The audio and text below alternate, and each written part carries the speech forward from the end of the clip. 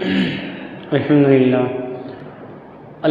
لله نحمده ونستعينه ونستغفره ونؤمن به ونتوكل عليه ونعوذ بالله من شرور أنفسنا ومن سيئات أعمالنا من يهده الله فلا مضل له ومن يضلل فلا هادي له أشهد أن لا إله إلا الله وأشهد أن محمدا عبده ورسوله فإن خير الحديث كتاب الله وخير الهدي هدي محمد صلى الله عليه وسلم وشر الأمور محدثاتها وكل محدثة بدعة وكل بدعة ضلالة وكل ضلالة في النار. أعوذ بالله السميع العليم من الشيطان الرجيم.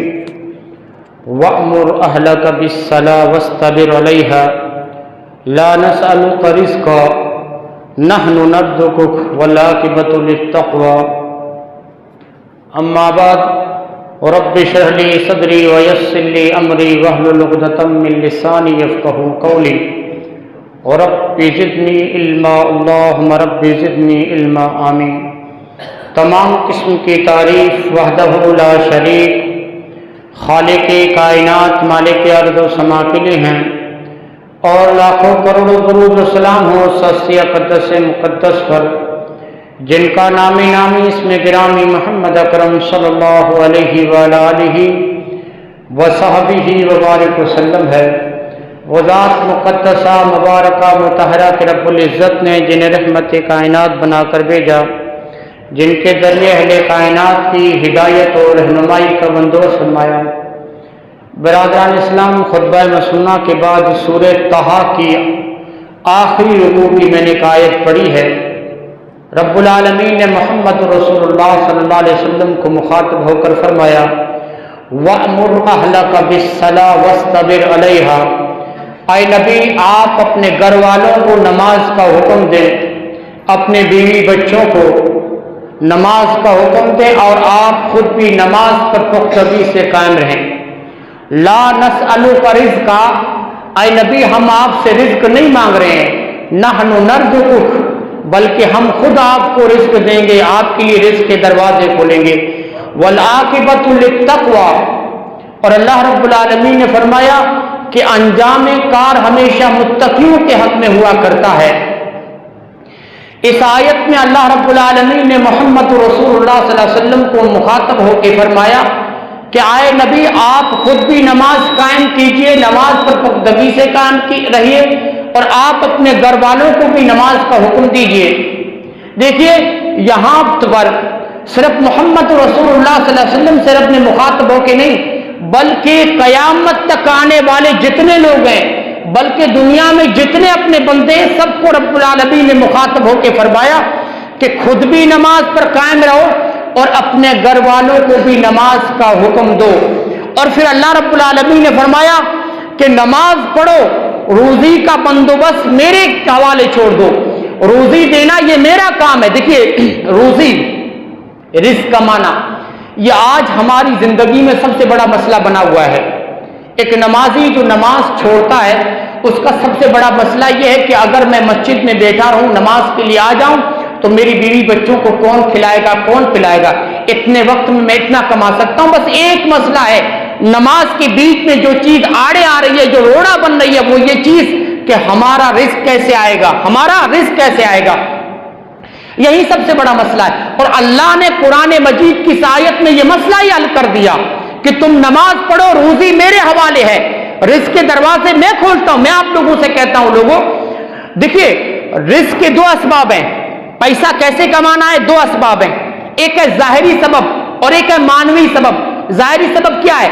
میں گھر سے نکلوں روزی کمانے کے لیے فجر کی نماز کے بعد، ہاں میں جا کر تلاش کروں رزق کو، میں کسی سے پوچھوں کہ بھائی صاحب آپ کو کسی مزدور کی ضرورت ہے کہ نہیں. ہاں اگر میرے پاس دکان ہے تو مجھے گراہک سے کیسے بات کرنی ہے وہ طریقہ آنا چاہیے. رزق کمانے کی پلاننگ اور منصوبہ بندی ہونی چاہیے. ہاں رزق کمانے کے لیے جو بھی نظام ہے وہ مجھے آنا چاہیے. یہ ظاہری سبب ہے. لیکن رزق کا مانوی سبب ہوتا ہے، اور مانوی سبب ہے نماز. یاد رکھیے ظاہری آپ طور پر کتنے بڑے व्यापारी ہو, کتنا بڑا آپ کا دماغ چلتا ہو دوستوں بزنس لائن میں, لیکن اگر آپ کے پاس رزق کی کمی ہے, پھر بھی آپ نہیں کما پا رہے, خوشحالی نہیں ہے, تو مانوی سبب میں کمی ہے. مطلب یہ ہے کہ آپ کی نماز میں گڑبڑی ہے, یا تو آپ اکیلے نمازی ہیں, گھر والے پورے بے نمازی ہیں, گھر والے پورے بے نمازی ہیں, تب بھی رزق میں برکت نہیں آ سکتی, تب بھی آپ سے غریبی ختم نہیں ہو سکتی. آپ خود نماز دیکھیے, سرپرست آج نمازی ہوتے ہیں, میں مانتا ہوں گھر کا جو سب سے بڑا نماز پڑھتا ہے, لیکن اسے فکر نہیں ہے کہ میرے بھائی نے نماز چھوڑی ہوئی ہے, بیٹے اور بیوی نے نماز چھوڑی ہوئی ہے, بہنوں اور میری ماں نے نماز چھوڑی ہوئی ہے, اسے فکر نہیں ہے. یاد رکھیے رزق کے دروازے بند رہتے ہیں, اور کل قیامت کے دن ایسا شخص مجرموں کی صفوں میں اٹھے گا. اللہ رب العالمین نے اسماعیل کی تعریف کی قرآن مجید میں ایک جگہ. تعریف اللہ نے صرف اس لیے کی کہ خود بھی نمازی تھا اور اپنے گھر والوں کو بھی اسماعیل علیہ السلام نماز کی تلقین کرتے تھے. اللہ رب العالمین نے ابراہیم کے بارے میں فرمایا رب اجعلنی مقیم الصلاۃ. رب العالمین نے ابراہیم کی دعا کا ذکر کیا کہ جب خانے کعبہ بن کے تیار ہو گیا تو ابراہیم نے یہ دعا کی تھی, رب اجعلنی مقیم الصلاۃ, اے اللہ تو مجھے بھی نماز پر پختگی سے قائم رہنے والا بنا, ومن ذریتی, اور میری آنے والی نسلوں کو بھی اللہ تو نمازی بنا. ابراہیم کی اس دعا سے پتا چلتا ہے کہ نماز کی ہماری زندگی میں کس قدر اہمیت ہونی چاہیے. اور آپ محمد رسول اللہ کی وہ حدیث جو میں ذکر کرتا رہتا ہوں, اٹھا کے دیکھیے, آج غور کیجیے اس حدیث پر. اللہ کے رسول نے صحابہ سے کہا کہ جب ہم حملہ کرنے کے لیے جائیں تو ہم صبح کا انتظار کریں, اگر اس بستی سے اذان کی آواز آتی ہے تو حملہ نہ کریں ورنہ حملہ کر دیں. حالانکہ وہ بستی کافروں کی ہے, وہ بستی کافروں کی. علماء کا کہنا ہے کہ کافروں کی بستی میں کچھ مسلمان بھی رہتے ہیں. محمد رسول اللہ نے فرمایا اب جب کافر مارے جائیں گے تو ان کے ساتھ مسلمان بھی مارے جائیں گے. کیوں؟ مسلمانوں کی غلطی یہ ہے کہ انہوں نے صبح فجر کی اذان نہیں دی اور نماز نہیں پڑھی. محمد رسول اللہ نے فرمایا ان کی سب سے بڑی غلطی یہ ہے. اسی لیے علماء کا کہنا یہ ہے کہ اگر مسلم ریاست ہو, مسلم اگر ملک ہو, تو وہاں پر بے نمازی کی سزا قتل ہے. بے نمازی کی سزا قتل ہے. بے نمازی واجب القتل ہوتا ہے. کیوں؟ جب ایک قاضی کے سامنے, ایک جج کے سامنے بے نمازی کو پکڑ کے لایا جائے تو قاضی اور جج اس سے کیا کہے گا, دیکھو آج اس بار میں تمہیں معاف کر رہا ہوں, لیکن آئندہ نماز پڑھتے رہنا. اگر وہ نماز نہیں پڑھتا تو گویا وہ انکار کر رہا ہے اعلان کہ میں نماز نہیں پڑھوں گا, اور نماز کا انکار کرنے والا واجب القتل ہوتا ہے. قاضی ایک مرتبہ سمجھائے گا, ایک مرتبہ سمجھانے پر بھی جج کی بات نہیں مانتا, نماز نہیں پڑھتا, تو واجب القتل ہے, اسے اسلامی ملک میں اسے قتل کر دیا جائے گا. دیکھیے محمد رسول میں حدیث سے ثابت کر, اللہ کے رسول ایک مرتبہ مال تقسیم کر رہے تھے.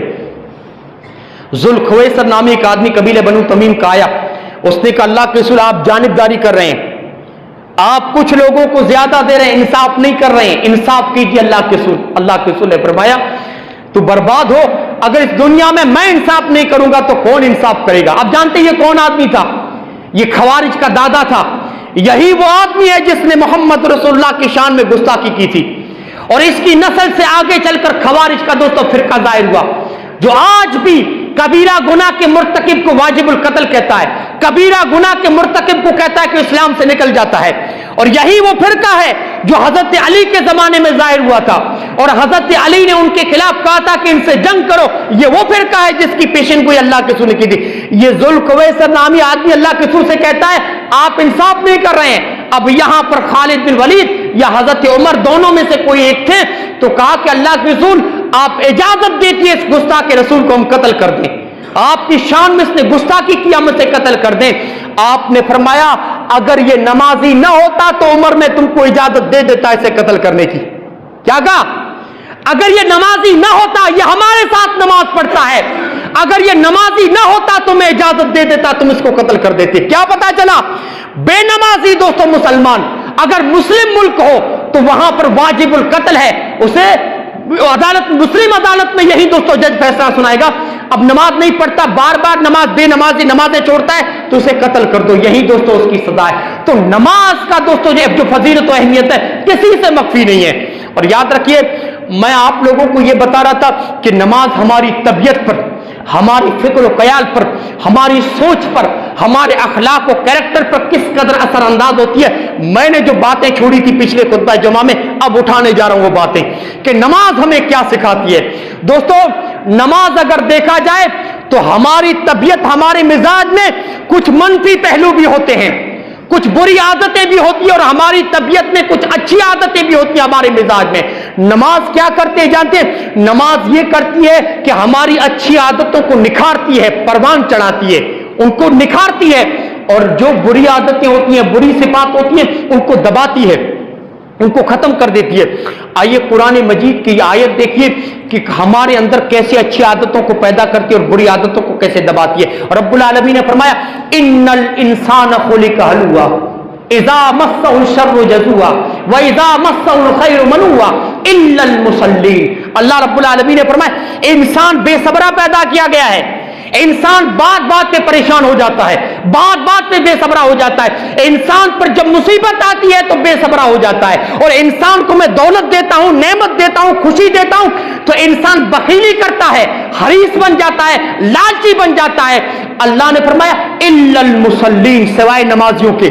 آئے نمازی کبھی مصیبت پر بے صبرا نہیں ہوتا، مال ملنے پر نمازی انسان لالچی نہیں ہوتا۔ اللہ نے فرمایا وہ نمازی الذین هم علی صلاتهم دائمون، جو اپنی نمازوں پر پختگی سے قائم رہتے ہیں، ان کے اندر نماز کیا کرتی ہے؟ مصیبت آتی ہے تو صبر کی ہمت دیتی ہے نماز۔ نماز ہمیں یہ سبق دیتی ہے کہ مصیبت میں کیسے صبر کرنا ہے اور مال ملنے پر کیسے اللہ کا شکر ادا کرنا ہے۔ اسی طرح دوستو یہ نماز ہمیں یہ درس دیتی ہے کہ اس قبلے کی اہمیت اور اس کی فضیلت، اس کی عظمت تمہارے دلوں کے اندر ہونی چاہیے۔ نماز ہمیں قبلے کی اہمیت و عظمت کا درس دیتی ہے، نماز ہمیں قبلے کی عظمت کی تعلیم دیتی ہے۔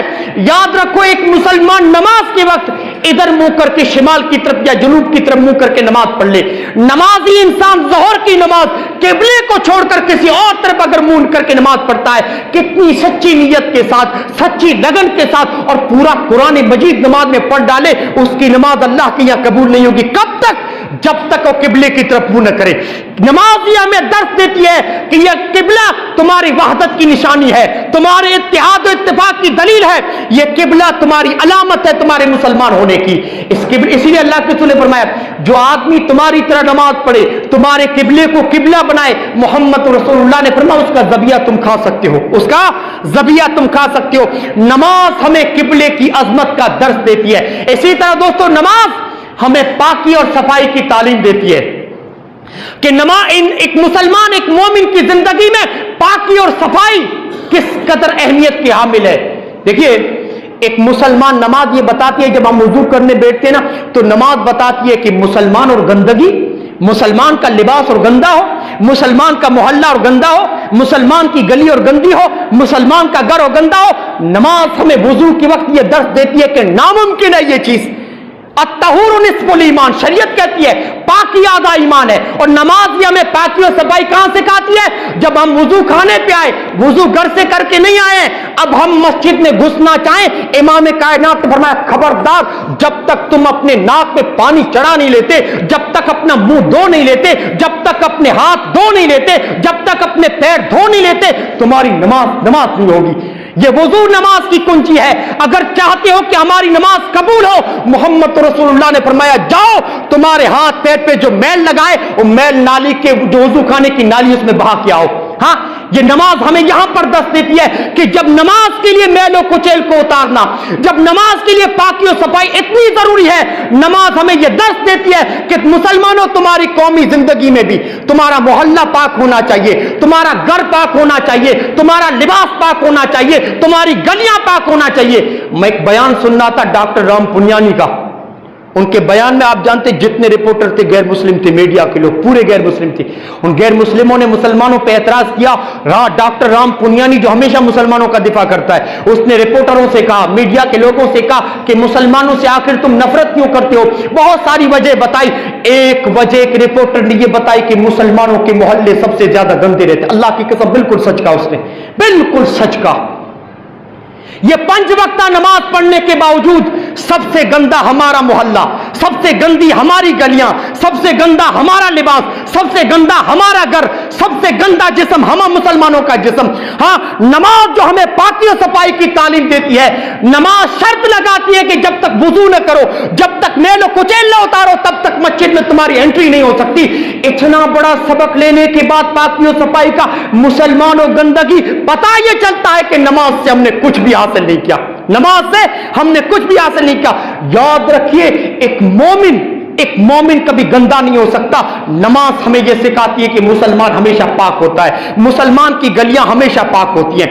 اسی طرح دوستو، نماز ہمیں وقت کے مینجمنٹ، یہ جو وقت کی اہمیت کا درس دیتی ہے۔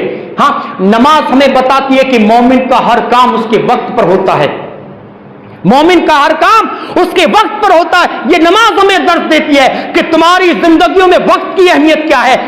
اللہ نے قرآن میں کہیں یہ نہیں کہا کہ جب چاہو نماز پڑھ لو، کہیں قرآن میں آپ کو یہ نہیں ملے گا۔ تمہاری فجر کے وقت پہ ہوگی، تمہاری ظہر کے وقت پہ ہوگی، تمہاری عصر کے وقت پہ ہوگی، عشاء کے وقت پہ ہوگی۔ اور خبردار، اگر کوئی طلوع فجر سے پہلے فجر پڑھ لے، اللہ کے رسول نے فرمایا اس کی فجر نہ ہوئی۔ ہاں، اللہ خود فرماتا ہے اس کی فجر نہ ہوئی۔ وقت کی اہمیت کا اندازہ دوستوں دیتی ہے نماز، یہ درس دیتی ہے نماز۔ ظہر اس وقت ہوگی جب سورج زائل ہو جائے، اور سورج کے زوال سے پہلے اگر کوئی ظہر پڑھ لیتا اس کی ظہر نہ ہوئی۔ عصر اس وقت ہوگی جب ہر سایہ اپنے اصلی سائے کو پہنچ جائے، اگر اس سے پہلے کوئی عصر پڑھ لیتا اس کی عصر نہ ہوئی۔ اور جب سورج غروب ہوگا اسی وقت مغرب ہوگی، اس سے پہلے اگر کوئی مغرب پڑھتا ہے تو اس کی مغرب نہ ہوئی۔ قرآن ہمیں یہ درس دیتا ہے کہ نماز کے ذریعے تمہیں بتایا جاتا ہے کہ جو قومیں وقت کی اہمیت کا اندازہ لگاتی ہیں، جو قومیں وقت کی قدر کرتی ہیں، ترقی انہی کو ملتی ہے، اور جو وقت کی قدر نہیں کرتی، زمانہ ان کی قدر نہیں کرتا۔ اور اللہ کی قسم ایک کہا کے کہتا ہوں، مومن کی زندگی میں دیکھیے، جو نمازوں کو اس کے وقت پہ ادا کرتے ہیں، پابندی کے ساتھ ادا کرتے ہیں، ان کے صبح اور رات کے جو کام ہوتے ہیں وقت کی پابندی کے ساتھ ہوتے ہیں۔ وقت کی پابندی کو دوستوں چھوڑ کر جو قومیں چلتی ہیں، کبھی اللہ نے فرمایا ترقی نہیں کر سکتی۔ یہ نماز ہمیں ٹائم کے مینجمنٹ کا درس دیتی ہے۔ اسی طرح دوستوں، نماز ہمیں نظم و ضبط کا درس دیتی ہے کہ تمہاری زندگی میں ڈسپلن، نظم و ضبط کی کس قدر اہمیت ہے۔ ہاں، آپ دیکھیے، یہ جو کائنات چل رہی ہے نا، سورج، چاند، ستارے، دریا، پہاڑ، جنگل، جتنے نظم و ضبط کے ساتھ چل رہی ہے۔ اللہ رب العالمین نے اس کو میزان کا، میزان سورہ رحمان اٹھا کر دیکھیے، وَالسَّمَاءَ رَفَعَ وَضَعَ الْمِيزَانَ، اللہ نے اس کو میزان کہا کہ یہ جو سورج چل رہا ہے، یہ جو چاند چل رہا ہے، یہ اپنے وقت پہ آ رہے ہیں، جا رہے ہیں، ایک ان کے نظام کے تحت میں نے رب العالمین نے فرمایا بالکل اس کی خلاف ورزی نہیں کرے، اپنے وقت پہ آتے ہیں، اپنے وقت پہ چلے جاتے ہیں۔ پوری کائنات جو سلامتی کے ساتھ چل رہی ہے نا، رب نے فرمایا ہم نے ایک نظم و ضبط ہم نے کن کے لیے مقرر کیا ہے۔ اور ہماری زندگیوں میں بھی نماز سکھاتی ہے کہ نظم و ضبط بہت ہی زیادہ ضروری ہے۔ اچھا، نظم و ضبط اور ڈسپلن کی دوستوں نماز ہمیں کہاں درس دیتی ہے؟ جب ہم نماز کے لیے مسجد میں آتے ہیں تو صفوں کو دیکھیے، صحابہ کہتے ہیں کہ ہم صفوں میں اس طرح کھڑے ہوتے تھے کہ اگر صف کے ایک طرف سے کوئی تیر چلائے تو کسی صحابی کو ٹچ بھی نہیں ہوگا، لگے گا نہیں، بلکہ سیدھا نکل جائے گا۔ ہم اس طرح ڈسپلن اور نظم و ضبط کے ساتھ کھڑے ہوتے تھے۔ یہ صفیں ہمیں بتاتی ہیں کہ تمہاری زندگی میں نظم و ضبط کے ساتھ چلنا کس قدر ضروری ہے۔ ہاں، ایک مشہور واقعہ ہے دوستوں کہ ایک عیسائی تھے دانشور، ان کی ڈیبیٹ ہو رہی تھی مسلم دائی سے، اور ٹی وی چینل پر دوستوں وہ بیٹھے ہوئے تھے، دونوں کی بحث ہو رہی تھی۔ اور جو مسلم دائی تھا، جو مسلم عالم تھا، وہ عیسائی کرسچن دوستوں، وہ عیسائی اور کرسچن سے، اس مسلم اور غیر مسلم دانشور سے بتا رہا تھا اسلام کے محاسن کیا ہیں، نماز ہمیں کیا سکھاتی ہے، ہاں اسلام کی تعلیمات کیا، اس چیز پر بحث ہو رہی تھی۔ اور آپ دیکھیے حرم مکی کا چینل چل رہا تھا، رمضان کا مہینہ تھا، اور عمرہ کرنے والے رمضان کے مہینے میں حرم میں پہنچے ہوئے تھے مکی میں، ہاں، اور مغرب کی آذان کا وقت آذان آ چکی تھی، ابھی نماز جماعت کھڑے ہونے کا وقت نہیں ہوا تھا، اور حرم کے اندر کوئی طواف کر رہا ہے، کوئی دعا مانگ رہا ہے، کوئی روزہ افطار کر رہا ہے، الگ الگ لوگ عبادتوں میں لگے ہوئے، لاکھوں کا، ہزاروں نہیں، لاکھوں کا مجموعہ ہے۔ اور مسلم جو دائی تھا، کرسچن جو دانشور، اسے اسلام کی محاسن بتا رہا ہے، مسلم دائی کی نظر اس حرم مکی کے چینل پر گئی کہ کوئی عمرہ کرنے والا دعا کر رہا ہے، کوئی طواف کر رہا ہے، کوئی روزہ کھول رہا ہے۔ اچھا، اس کے ذہن میں ایک چیز آئی کہ نماز کی اسے اہمیت کا اندازہ، اسے بتاتا ہوں کہ نماز ہمیں کیا سکھاتی ہے۔ اس مسلم دائی نے کرسچن دانشور سے کیا کہا کہ اچھا یہ بتاؤ، یہ جو طواف کر رہے ہیں کچھ لوگ دعا کر رہے ہیں کہ جو لاکھوں کا مجمع بکھرا ہوا ہے ان کو ایک نظم و ضبط کے ساتھ ایک صف میں کھڑا کرنا ہو تو کتنا وقت درکار ہے، کتنا وقت لگے گا؟ اور کرسچن نے، غیر مسلم دانشور نے کہا کہ کم سے کم مجھے 3 یا 4 گھنٹہ لگے گا، لاکھوں کا مجمع ہے، ان کو ایک نظم و ضبط کے ساتھ کھڑا کرنا ہو تو کم سے کم مجھے 3 یا 4 گھنٹہ لگے گا۔ مسلم دائی نے کہا کہ تھوڑی دیر رک جاؤ، اقامت ابھی باقی تھی۔ جیسے اس مؤذن نے اقامت کہی، اللہ کی قسم مغرب کا وقت تھا، جیسے ہی دوستو امام آیا، مؤذن نے اقامت کی، خانے کعبہ کی چاروں طرف حرم میں لوگ پورے نظم و ضبط کے ساتھ سب بندی میں کھڑے ہو گئے۔ اس کرسچن کی آنکھیں پھٹ گئی اور اس نے کہا کہ یہ نماز کی شکل میں اسلام تمہیں نظم سکھا رہا ہے، اسلام تمہیں ضبط کی تعلیم دے رہا ہے، یہ اسلام نماز کی شکل میں تمہیں ڈسپلن سکھا رہا ہے۔ اور جانتے یہ واقعہ کس نے ذکر کیا دوستو؟ الیحییٰ نے، جو مکے میں سعودی کے دوستو لجنت التاریخ فی الاسلام کی جو صدر ہے، اس نے یہ واقعہ ذکر کیا کہ یہ مسلم دائی کے ساتھ جو کرسچن غیر مسلم بیٹا ہوا تھا، جب مسلمانوں کے سب بندی کے نظم و ضبط کو دیکھ کر اس نے کہا اشہد ان لا الہ الا اللہ و اشہد ان محمد رسول اللہ، مسلمان ہو گیا۔ مسلمانوں کی صرف سب بندی نظم و ضبط کے طریقے کو دیکھ کر کہ یہ نماز تمہیں نظم و ضبط کی تعلیم دیتی ہے۔ دوستو اسی طرح دوستو ہمیں نماز اجتماعیت و یونٹی کی تعلیم دیتی ہے، اتحاد و اتفاق کی تعلیم دیتی ہے، محبت و غمگساری و ہمدردی کی تعلیم دیتی ہے۔ یاد رکھیے محمد رسول اللہ نے فرمایا اگر کوئی آزان کی آواز سنتا، اللہ کے رسول نے فرمایا جب تک وہ مسجد میں آ کے نماز ادا نہ کرے، محمد رسول اللہ نے فرمایا اس کی نماز نہ ہوئی۔ کیوں؟ مسجد میں آئیں گے تب ہمیں اتحاد و اتفاق کے دوستو درس ملے گا۔ کیسے؟ ایک امام کی آواز پر دوستو سب لوگ اللہ اکبر کہہ کے کھڑے ہو جاتے ہیں، امام کہتا ہے اللہ اکبر، سب رکوع میں چلے گئے، امام کہتا ہے سمیع اللہ لمن حمدہ، سب رکوع سے کھڑے ہو گئے، امام کہتا ہے اللہ اکبر، سب سجدے میں چلے گئے۔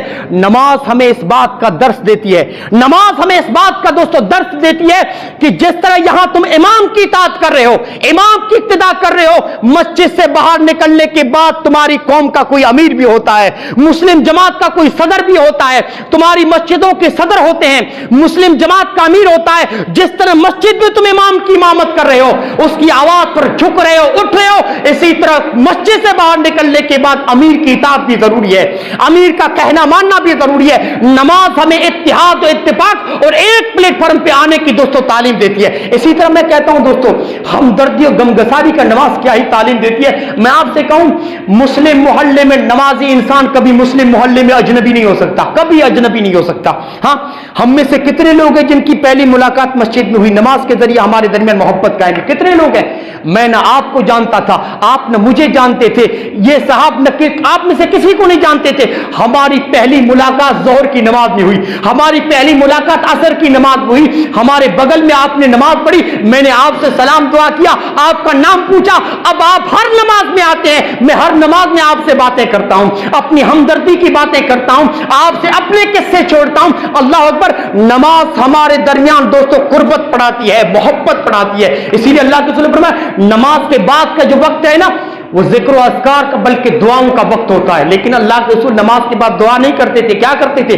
دوسرا سلام پھرا فوراً آپ رک کر کے نمازیوں کو دیکھتے تھے، صحابہ کو دیکھتے تھے کہ کون غائب ہے کون حاضر ہے، اور کوئی صحابی غیر حاضر ہوتا فوراً پوچھتے یہ صحابی کیوں نہیں آیا، کون سی مجبوری لائق ہوئی، یا وہ بیمار ہے۔ صحابہ جب بتاتی تھے اللہ کے رسول یہ مجبوری لائق ہے یا بیمار ہے، صحابہ کو لے کر اللہ کے رسول عیادت کرنے پہنچ جاتے تھے۔ ہاں جب ایک بیمار آدمی دیکھے کہ پوری جماعت میری عیادت کرنے پہنچی ہے، کتنی محبت پیدا ہوگی، کتنی قربتیں پیدا ہوگی، کس قدر وہ آپ کا غمگسار بنے گا۔ یہ مسجد ہے، یہ نماز ہے دوستو جو ہمیں ایک دوسرے سے جوڑتی ہے۔ اسی طرح دوستو باتیں بہت ہیں، کچھ اور دوستو چیزوں کے اوپر دوستو مجھے انکشاف کرنا ہے کہ ہماری کچھ غلطیاں بھی ہیں نماز میں، اس لیے دوستو سرسری طور پر یہ چیزیں بتا رہا ہوں۔ نماز ہماری صحت اور تندرستی میں بہت بڑا کردار ادا کرتی ہے، صحت کی ترقی میں نماز بہت بڑا کردار ادا کرتی ہے۔ یاد رکھیے ہم جسمانی طور پر بیمار ہیں، دوائی کھا رہے ہیں 3 سال ہو گئے، 8 سال ہو گئے، 10 سال ہو گئے کہ بیماری نہیں چھوڑ رہی ہے، وہاں پر علماء کا کہنا ہے کہ جسم نہیں اب آپ کی روح بیمار ہے، اور جب تک روح تندرست نہیں ہوگی جسم آپ کا کبھی تندرست نہیں ہوگا۔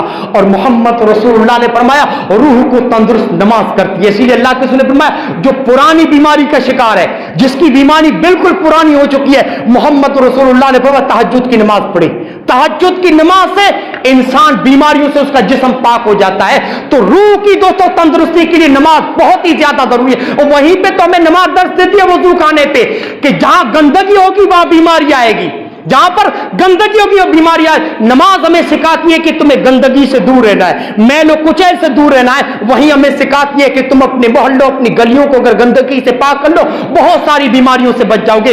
तो हमारी सेहत और तंदुरुस्ती में नमाज बहुत बड़ा किरदार अदा करती है। दोस्तों ये कुछ चीजें थी कि नमाज हमें क्या सिखाती है, सरसरी तौर पर मैंने आप लोगों के सामने रखा। अब आइए दोस्तों, आज तक हमने नमाज पढ़ी, किसी को 25 साल, किसी को 20 साल, किसी को 15 साल हो गए, लेकिन आप अब अपनी अपनी नमाजों का जायजा लीजिए। अब देखिए कि हमारी नमाज हो रही है कि नहीं। देखिए अल्लाह के रसूल बैठे रहते तो सहाबा की नमाजों को देखते थे कि कैसे नमाज पढ़ रहे हैं। एक सहाबी नमाज पढ़ने के बाद अल्लाह के रसूल के सामने आके कहा अस्सलाम वालेकुम व रहमतुल्लाह। अल्लाह के रसूल ने उसके सलाम का जवाब दिया। आपने फरमाया इरजी फसल्ली इन्नका लम तुसल्ली। आपने फरमाया जा नमाज पढ़, तुम्हारी नमाज नहीं हुई, तुम्हारा सलाम तो मुझे कबूल है कि जवाब देता हूं, लेकिन नमाज तुम्हारी नहीं हुई, जाके वापस नमाज पढ़ो। वो आदमी जाके एक दूसरी मरतबा नमाज पढ़ता है, फिर आके सलाम करता है। आपने फरमाया अभी भी नमाज तुम्हारी नहीं हुई।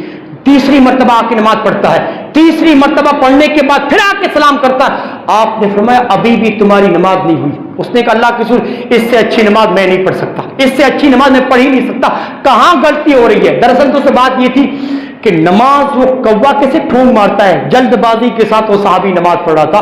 अब मोहम्मद रसूलुल्लाह ने फरमाया कि देखो नमाज का, उसने कहा अल्लाह के रसूल आप ही सिखाइए। आपने फरमाया देखो जब नमाज के लिए खड़े हो तो इत्मीनान के साथ तकबीर करके फिर कयाम करो, फिर नमाज कुरान में तुम्हें जो भी याद हो पढ़ो, उसके बाद अल्लाह के रसूल ने फरमाया रुकू करो, रुकू इतना इत्मीनान के साथ तुम्हारी पूरी हड्डियां झुक जाए। अल्लाह के रसूल ने फरमाया बिल्कुल रुकू में अपना सर अपना पीठ बिल्कुल सीधा रखो। आपने फरमाया बिल्कुल सीधा। और जब रुकू से उठो तो अल्लाह के रसूल फरमाया इत्मीनान के साथ उठो, यहां तक सजदे में न जाओ जब तक कि तुम्हारी हड्डियां अपनी जगह पर वापस ना आ जाए, तब तक सजदे में मत जाओ, बिल्कुल इत्मीनान के साथ खड़े हो जाओ। और फिर अल्लाह के रसूल ने फरमाया सजदा करो तो इत्मीनान के साथ कर सजदा करो। और फिर आपने फरमाया सजदे से उठो, जलसे में बैठो, इत्मीनान के साथ बैठो, दुआ पढ़ो, फिर दूसरा सजदा करो। पहली नमाज की सिफत बता के अल्लाह के रसूल ने उसको यह बता दिया कि नमाज पूरी इसी तरह पढ़नी है, इत्मीनान के साथ, सुकून के साथ। हाँ, यहां बहुत सारी हदीसें बताती हैं कि अल्लाह के रसूल सहाबा की तरबियत करते थे उनकी नमाज को।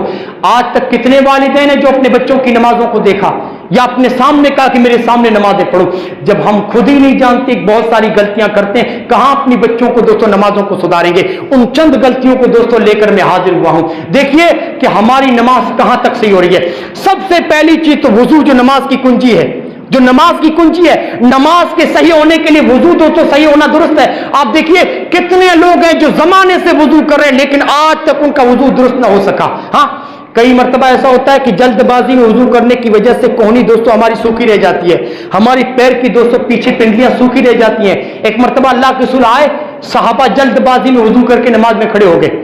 आपने पीछे से देखा उनके पांव दिरहम के बराबर सूखे हुए हैं, एक दिरहम के बराबर पिंडलियां सूखी हुई हैं। आपने फरमाया वैलुल लिअकाबि मिनन नार। आपने फरमाया ये सूखी हुई जो पिंडलियां हैं ना, इनके लिए जहन्नम की आग की वईद है। कितनी बड़ी अल्लाह के रसूल ने वईद की, जहन्नम की आग की वईद है। एक सहाबी को आपने देखा जिसका पैर थोड़ा सा सूखा हुआ था, नमाज पढ़ रहा था, आपने नमाज की हालत में उसको पकड़ा, जाके पहले पैर धुल किया अच्छे से, फिर नमाज पढ़ना, पकड़ के उसको कहा कि नमाज पढ़ा था। आपने फरमाया जा पहले पैर धुल किया। तो वुजू के दुरुस्त दोस्तों नमाज के दुरुस्त होने के लिए वुजू का दुरुस्त होना जरूरी है।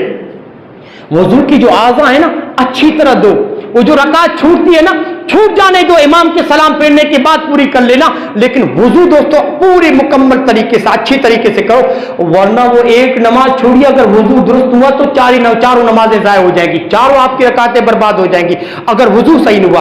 उसके बाद दोस्तों हर नमाज के लिए नियत का खालिस होना जरूरी है।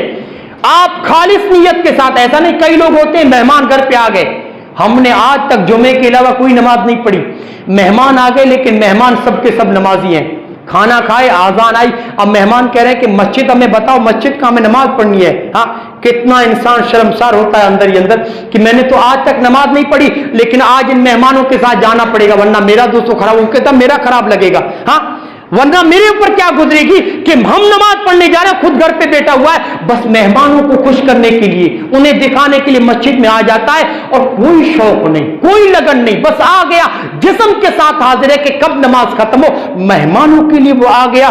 رب العالمین نے فرمایا یہ وہ نماز ہے جو کل قیامت کے دن اس کے منہ پہ مار دی جائے گی۔ نماز کے لیے اخلاص نیت ہونا ضروری ہے۔ اخلاص نیت کیا ہے؟ ہم ظہر کی نماز پڑھنے آ رہے ہیں، دل میں یہ چیز ہے، اے اللہ یہ نماز تیری رضا کے لیے ہے، تجھ سے اجر و ثواب حاصل کرنے کے لیے، یہ نیت ہو گئی۔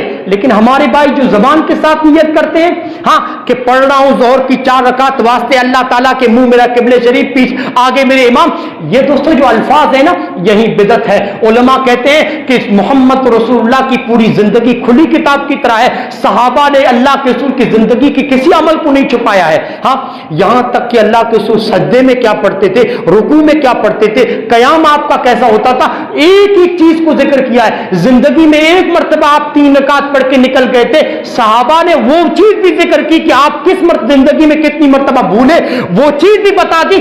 کیا اتنی بڑی چیز نہیں بتائیں گے کہ آپ نے زبان کے ساتھ نیت کی؟ اتنی چیز نہیں بتائیں گے؟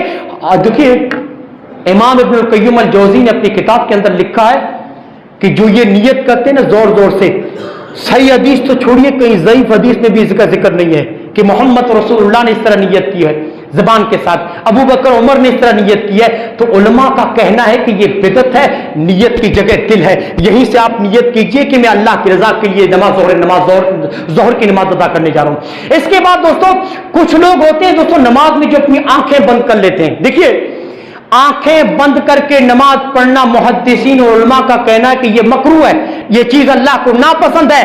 آنکھیں کھول کے آپ کو کہاں دیکھنا ہے؟ جہاں آپ سجدہ کر رہے ہیں اسی جگہ دوستو آپ کو دیکھنا ہے، آنکھیں کھلی ہونی چاہیے۔ آنکھیں بند کر کے اگر کوئی نماز پڑھتا ہے تو یہ علماء کہتے ہیں کہ مکروہ ہے۔ آنکھیں جب کھول کے ہم سجدے کی جگہ دیکھتے ہیں ہماری نظروں کی تربیت ہو رہی ہے، ہمارے فکر و خیال کی دوستو تربیت ہو رہی ہے۔ اگر آنکھیں کھول کے ہم نماز پڑھتے ہیں، آنکھیں بند کر کے اگر آپ نے نماز پڑھی، یہ نماز کے دوستو آداب میں سے نہیں ہے، نماز کے خشوع و خضوع کے خلاف ہے۔ آنکھیں کھلی رکھنی ہے۔ اب ہماری نظروں کی اس طرح تربیت ہو رہی ہے کہ جس طرح نماز میں مجھے ایک جگہ دیکھنا ہے، مسجد سے باہر نکلنے کے بعد بے حیائی کے سین بھی مجھے نہیں دیکھنے، بے حیائی کا منظر بھی نہیں دیکھنا ہے۔ اس وقت کیسے میری آنکھوں کی حفاظت کرنی ہے، اس طرح کس طرح فکر و خیال کی تربیت کرنی ہے، یہاں نماز میں دوستو آپ کی تربیت ہوتی ہے۔ تو نماز آنکھیں کھول کے سجدے کی جگہ آپ دیکھیں پوری نماز میں۔ اسی طرح دوستو دل میں ہم کچھ پڑھتے ہیں، دیکھیے ایک آدمی منہ نہیں ہلتا اس کا نماز میں، کچھ زبان سے کچھ پڑھتا ہی نہیں ہے، اس سے پوچھیے کہ سورہ فاتحہ پڑھی کہ نہیں، رکوع میں دعا پڑھتے ہو کہ نہیں، وہ کیا کہتا ہے؟ دل میں پڑھ لیتا ہوں۔ یاد رکھیے کسی بھی لغت میں جو دل میں تصور لاتے ہیں نا کہ میں قرآن کی آیت پڑھ رہا ہوں، دل میں سوچنے سے یہ پڑھنا نہیں کہلاتا جب تک آپ زبان سے نہ پڑھیں۔ یاد رکھیے دل میں جو کہتا ہے نا سبحان ربی العظیم یا سبحان ربی الاعلیٰ یا سورہ فاتحہ پڑھتا ہے، علماء کہتے ہیں کہ یہ پڑھنا نہیں ہوا، دل میں کسی بھی لغت میں اس کو قرات نہیں کہا جاتا، پڑھنا نہیں کہا جاتا، آپ کو زبان کے ساتھ وہ چیز ادا کرنی ہے۔ خباب بن ارت سے کسی نے پوچھا کہ تمہیں کیسے پتا چلتا تھا کہ اللہ کے رسول ظہر یا عصر کی نماز میں سورہ فاتحہ کے بعد بھی کوئی سورہ پڑھتے تھے؟ تو خباب بن ارت کہتے ہیں کہ اس طرح بلہجتہ محمد رسول اللہ کی داڑھی حرکت کرتی تھی، ہمیں پتا چلتا تھا کہ آپ سورہ فاتحہ کے بعد بھی کوئی سورہ پڑھتے ہیں۔ ہاں کیا پتا چلتا؟ اللہ کے رسول زبان ہلاتے تھے، منہ ہلتا تھا، ساتھ میں داڑھی بھی حرکت کرتی تھی۔ صحابہ کہتے کہ اللہ کے رسول دل میں نہیں بلکہ زبان کے ساتھ وہ ادا کرتے تھے، سری نماز میں بھی اللہ کے رسول۔ تو آپ کو زبان کے ساتھ دوستوں جو بھی آپ کو دعا ہے رکوع کی یا جو سورہ فاتحہ پڑھتے ہیں زبان کے ساتھ پڑھنا ہے۔ اسی طرح دوستوں کچھ لوگ نماز میں ادھر ادھر دیکھنا، دائیں طرف کبھی دیکھ لیا، کبھی بائیں کبھی اوپر، محمد رسول اللہ نے فرمایا یہ جو التفات کرتے ہیں نا نماز میں ادھر ادھر دیکھتے ہیں، آپ نے فرمایا شیطان ان کے ادھر ادھر دیکھنے کی وجہ سے ان کے خشوع خضوع کو اچک لیتا ہے، خشوع خضوع کو اچک لیتا ہے۔ اور آپ نے یہاں تک فرمایا کہ جو نماز میں آسمان کی طرف دیکھتا ہے انہیں ڈرنا چاہیے کہ کہیں اللہ انہیں اندھا نہ کر دے۔ جو نماز میں آسمان کی طرف دیکھتے ہیں انہیں ڈرنا چاہیے کہ اللہ ان کی بصارت ان کی بینائی کو نہ چھین لے۔ خبردار نماز میں آپ کی نگاہ صرف سجدے کی جگہ پہ ہونی چاہیے۔ آپ نے ادھر ادھر دیکھا آپ کا خشوع خضوع محمد رسول اللہ نے فرمایا برباد ہو گیا۔ اور کچھ لوگ ہوتے ہیں کبھی نماز میں کپڑا درست کر رہے ہیں، ہاں کبھی داڑھی کے ساتھ کھیل رہے ہیں، ایسے داڑھی کو دیکھنے کی کوشش کرتے ہیں، ہاں کوئی اپنی جیب کو دیکھ رہا ہے، ہاں کوئی دوستوں اپنی داڑھی کے ساتھ کاڑی کے اندر کھلال کر رہا ہے، کوئی بال درست کر رہا ہے۔ محمد رسول اللہ صلی اللہ علیہ وسلم نے ایک صحابی کو دیکھا وہ داڑھی کے ساتھ کھیل رہا ہے، نیت باندھ کے کھڑا ہے اور داڑھی کے ساتھ کھیل رہا ہے. آپ نے فرمایا اگر اس کے دل میں خشوع خضوع ہوتا تو اس کے اعضاء جو ہے نا, ہاتھ ہل رہا ہے نا, وہ بھی خاموش ہوتا.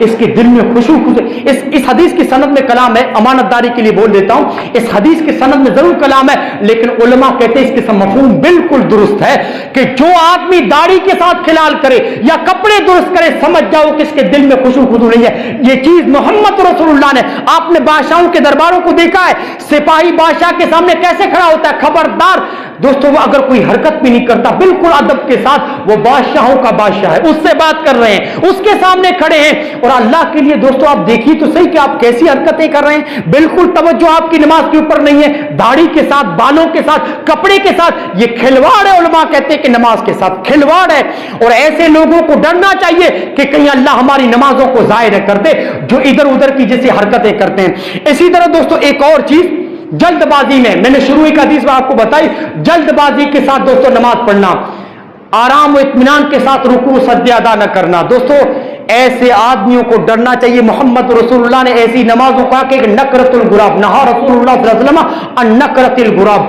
آپ نے کوے کی ٹھونک کی طرح نماز سے منع کیا ہے. کتنے لوگ ہوتے ہیں دوستوں جو کوے کی ٹھونک جیسے رکوع صحیح طریقے سے نہ کرنا, سجدہ صحیح طریقے سے, جس نماز کو کم سے کم 2.5 یا 3 منٹ لگتا ہے اس کو 1 منٹ میں 2 رکعت کو ختم کر دے. اب آپ خود سوچئے کہ کس طرح اس نے رکوع کیا ہوگا, کیسا اس نے. آپ نے فرمایا یہ سب سے بڑا چور ہے. دنیا میں کئی چور ہوتے ہیں, کوئی پیسہ چرانے والا, کوئی مال چرانے والا, آپ نے فرمایا نماز کا بھی چور ہوتا ہے. صحابہ نے فرمایا اللہ کی رسول نماز میں چوری کس طرح ہوتی ہے, آپ نے فرمایا رکوع اور سجدہ صحیح طریقے سے نہ کرنا, یہ دنیا کا سب سے برا چور ہے, سب سے برا چور ہے.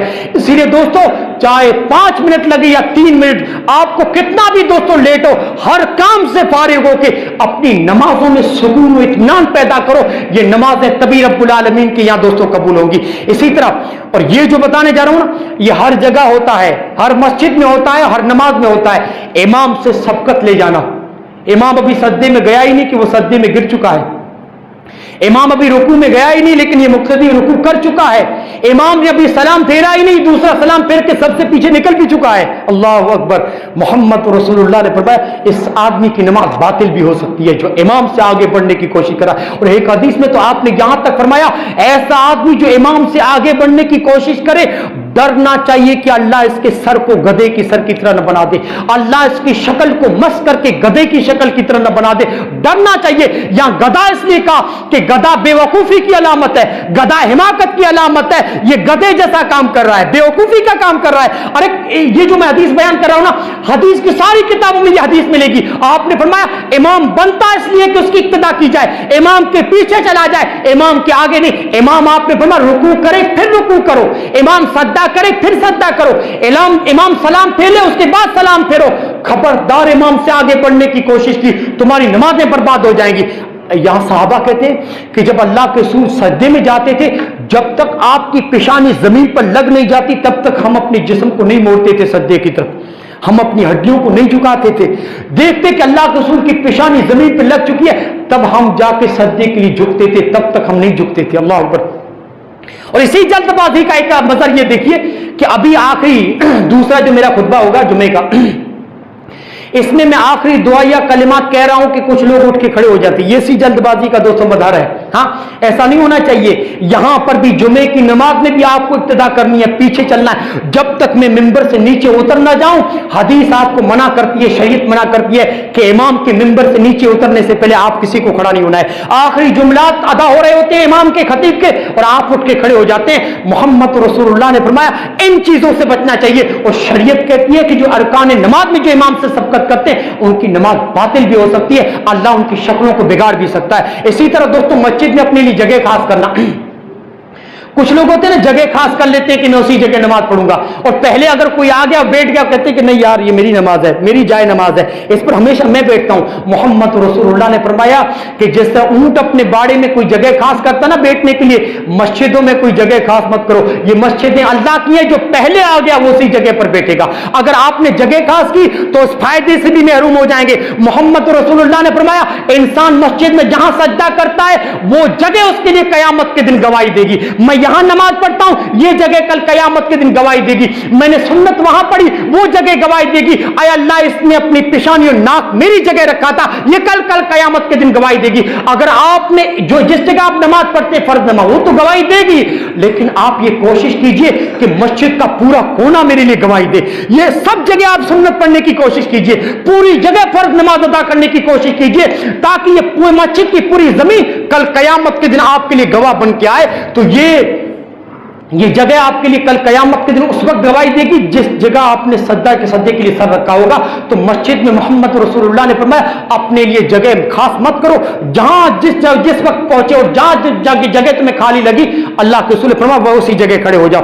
اسی طرح دوستو سجدے میں ناک زمین پر نہیں ٹکانا، یہ بہت بڑی غلطی ہے، اور بہت سارے جو نئے نمازی ہوتے ہیں آپ دیکھیے کہ ناک ان کی زمین پہ دوستو نہیں ٹکتی ہے بلکہ اوپر رہتی ہے، پیشانی ان کی زمین پہ لیکن ناک نہیں لگتی۔ محمد رسول اللہ نے فرمایا 7 اعضاء پہ سجدہ کرنا ہے، اور پیشانی اور ناک اللہ کے رسول نے فرمایا ایک ہی عضو ہے، پیشانی کے ساتھ ناک بھی زمین پہ لگنی چاہیے۔ اللہ کے رسول نے فرمایا ایک نمازی انسان کبیرہ گناہ کا مرتکب ہے اور اللہ نے توبہ کر کے بغیر چلا گیا، کبیرہ گناہ کا مرتکب ہے اور نمازی تھا، دنیا میں نماز پڑھتا رہا، لیکن اللہ کے رسول نے فرمایا کل قیامت کے دن دوسرے گناہوں کو اللہ نے معاف نہیں کیا، جہنم کے اندر بیچ دیا، تو قیامت کے دن جہنم کی آگ جو اس کے سجدے کی اعضاء نا جن اعضاء پہ سجدہ کیا ہے اللہ نے جہنم کی آگ کو حرام کر دیا، ان اعضاء پہ جن اعضاء پہ ہم نے سجدہ کیا ہے نا، نمازی انسان جو سجدہ کیا جن اعضاء پہ جہنم کی آگ ان اعضاء کو نہیں چھوئے گی، اللہ نے حرام کر دیا ہے۔ ہاں تو ہمیں چاہیے کہ ہماری ناک بھی دوستوں زمین پہ لگے۔ محمد رسول اللہ نے فرمایا اس چیز کا خیال رکھا جائے کہ پیشانی اور ناک ایک ہی عضو ہے،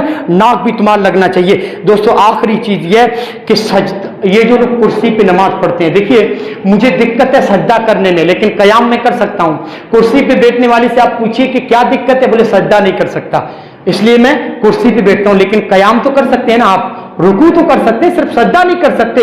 اور آپ جانتے ہیں یہ جو قیام ہم امام کے پیچھے کھڑے ہوتے ہیں نا، سورہ فاتحہ امام پڑھتا ہے، یہ قیام فرض ہے، واجب ہے، اور حدیث میں یہاں تک آیا ہے محدثین کہتے ہیں کہ جو کرسی پر بیٹھنے والے لوگ ہیں صرف سجدے میں تکلیف ہے اور قیام نہیں کرتے تو ان کی نماز باطل ہو سکتی ہے۔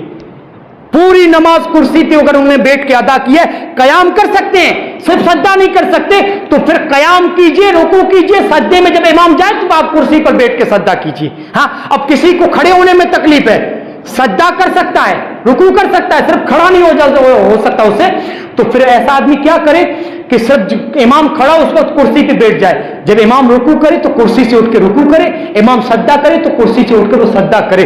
آپ یاد رکھیے رکوع سجدہ یہ قیام یہ واجب ہے، یہ فرض ہے، اور اگر ہم سے کوئی اور رکن ہو رہا ہے ہم پھر بھی نہیں کر رہے، پوری نماز کرسی پہ بیٹھ کے ادا کر رہے ہیں، تو محمد رسول اللہ کی حدیث کے مطابق علماء کہتے ہیں کہ ہماری نماز باطل بھی ہو سکتی ہے۔ اللہ رب العالمین جو چیزیں ہم نے بتائی، جو بھی غلطیاں، اللہ رب العالمین غلطیوں کا اندازہ کر کے غلطیوں کو صحیح کرنے کی توفیق دے، اور نماز کے جو بھی اسباق ہیں ان سے سبق لیتے ہوئے اللہ رب العالمین ہماری زندگیوں کے اندر ہمارے مزاج و خیال کے اوپر رب العالمین تبدیلی پیدا کرے، آمین ثم آمین۔ السلام علیکم ورحمۃ اللہ وبرکاتہ۔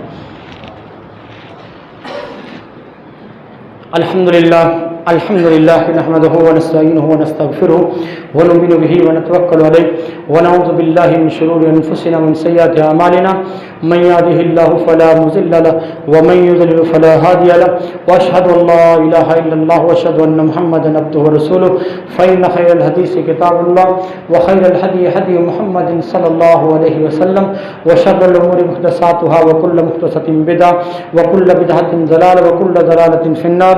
اعوذ بالله السميع العليم من الشيطان الرجيم۔ ان الله يأمركم بالعدل والإحسان وإيتاء ذي القربى وينهى عن الفحشاء والمنكر والبغي يعظكم لعلكم تذكرون۔ اذكروا الله يذكركم ويستجب لكم ولتعالى أولى أجركم والله يعلم ما تصنعون۔